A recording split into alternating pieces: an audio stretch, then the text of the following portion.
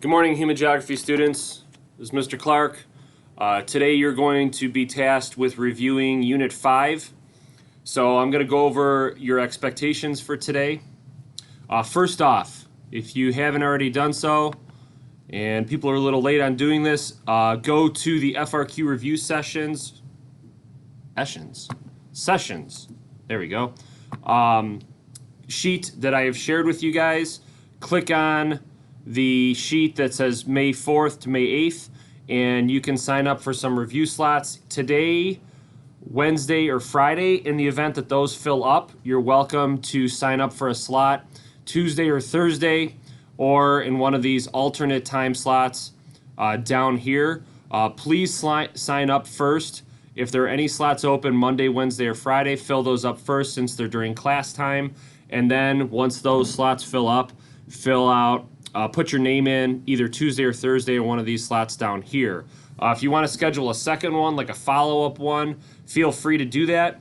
You can do that using any of the times listed there. Okay, so that's one of the things you need to do today. You do need to sign up for one of these throughout this week. If you can't get in today, no biggie. Sign up for some other day and time this week.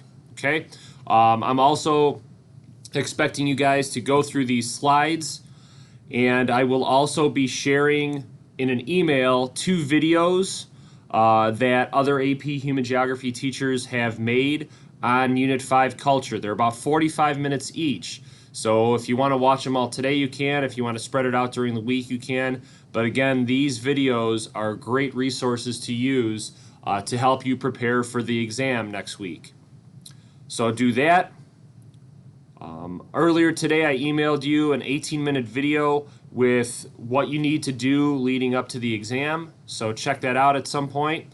And finally, complete the 2 FRQs that I have assigned right here. FRQ 1 is 15 minutes, and it looks like this. You have a 15-minute window to complete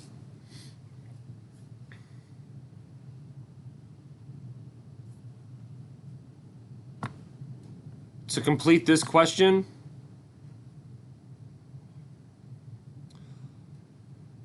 Got a couple of explained questions in there.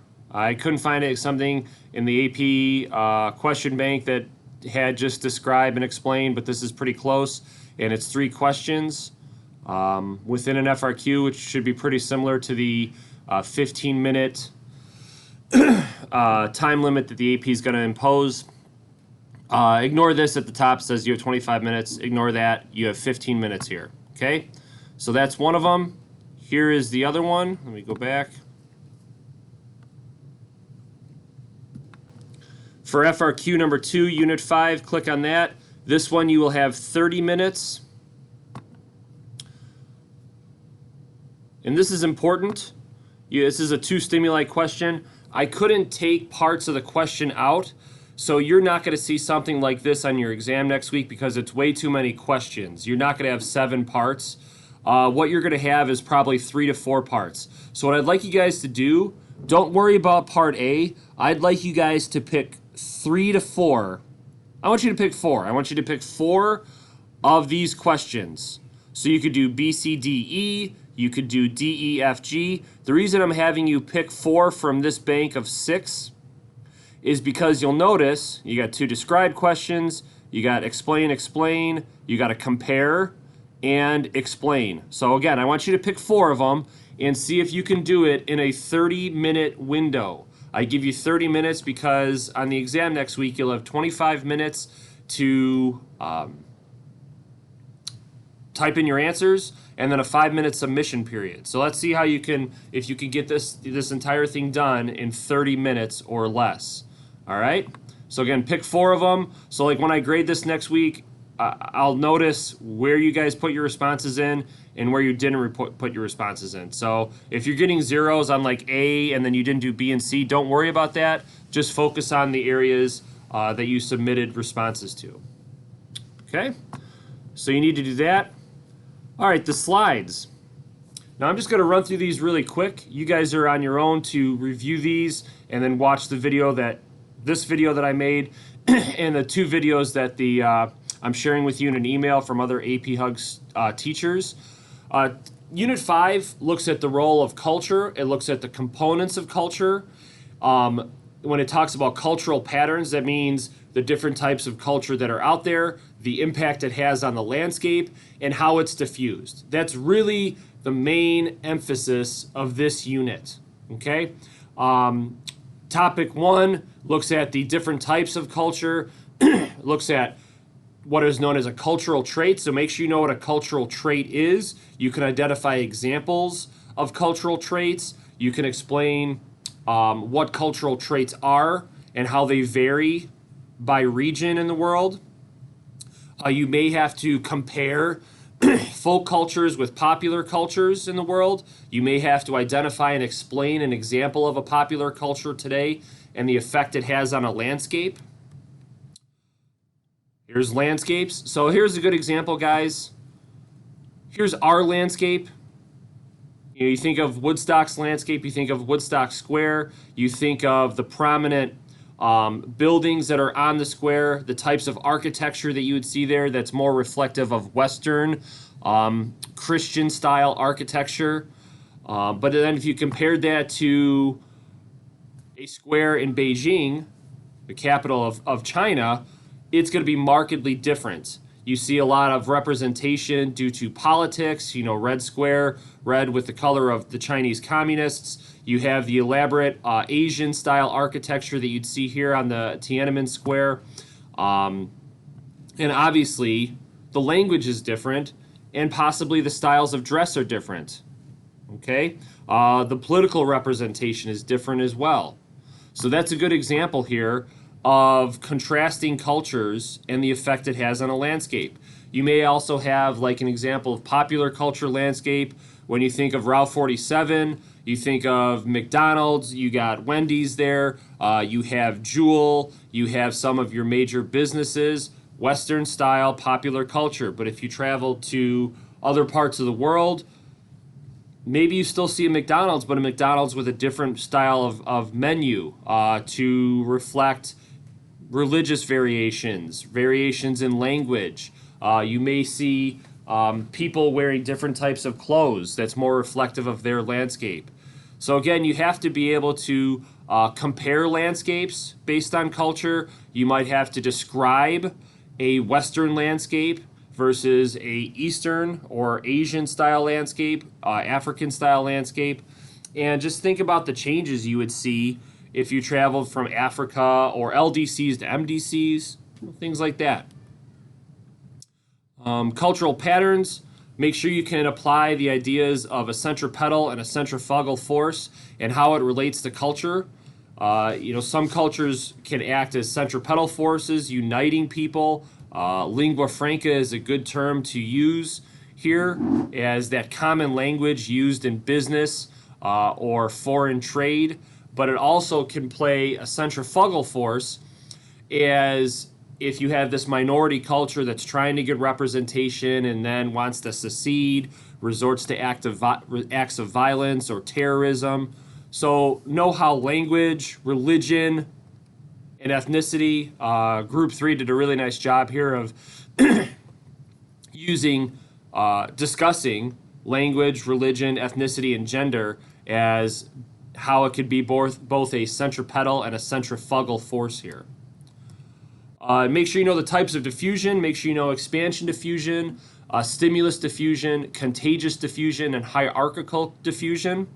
Know how you would be able to explain those regarding, if I fast forward here, how religions have diffused. So Group 5, you need to get your notes in here, but an important concept to think of here is how has Christianity diffused historically? We're not talking present day for topic 5. We're talking about when Christianity started. Where's the hearth? How did it originally diffuse? Missionaries. How has Islam been able to diffuse over time? A lot of this revolves around religion and the use of missionaries, because we're going back hundreds, if not thousands of years. How have languages been able to diffuse historically in the past? Think of the diffusion of the English language, and that's where you might have to connect concepts related to colonialism and imperialism. That's a historical cause of the diffusion of the English language. And then topic 6 deals with present day types of diffusion. So, if you wanted to compare, here's a good compare segment. If you wanted to compare how languages and religions, concepts of culture, diffused historically versus how they diffuse now, today it's more about technology and globalization and social media. Globalization is a big geographic concept that you can connect here. And then you're going to be able to connect things like cultural imperialism. Today, you're going to see examples of American popular culture, not only here in the United States, but throughout the world. And that's where you can begin to connect concepts related to acculturation, assimilation there, cultural imperialism, this impression, this forced upon culture throughout the entire world of Western popular culture. You see McDonald's and fast food restaurants and the music that we listen to and the movies that we watch diffused throughout the rest of the world. And you might have to identify and explain how or what type of diffusion is that. Is that hierarchical diffusion? Is that relocation diffusion? Explain why. Religion and language, it's changed from missionaries to today. It's more about technology and globalization. Again, this is how it started, where it's going. Is Christianity still spreading? Where can you find Christians throughout the world? Where can you find Islamic adherents? Remember, a Muslim is a follower of Islam. You should also know the big 3 religions that are found in the world today. Your 3 main universalizing religions: Christianity, Buddhism, and Islam. So if a question gave you a map of Buddhism, why is Buddhism mainly found in Asia? Why is Islam mainly found in Southwest Asia and parts of Africa? It has to do with its hearth. It has to do with its hearth and how it's spread worldwide. The effects of diffusion. So sometimes you have different conflicts between cultures. A lot of this can connect with other concepts related to political geography. So you have issues related to competing cultures. If you think of in Canada, you think of the contrasting cultures between French and English. French speakers, French cultural heritage, mainly Roman Catholic. English, mainly Protestant. English speakers who connect their cultural heritage back to England or the United Kingdom. So because of that, you have 2 cultural groups that want to maintain their heritage, and therefore the government has to sort that out. So now you're connecting the culture unit to the political geography unit, and you might have to you might have to describe some issues as a result of that. Secession, terrorism, political violence, devolution. So here you're connecting it to political impacts, political consequences. Okay, some terms I'm just going to rattle off that you should know. The types of diffusion: lingua franca, assimilation, acculturation, cultural syncretism, cultural imperialism. You should be able to describe for me what a cultural landscape is.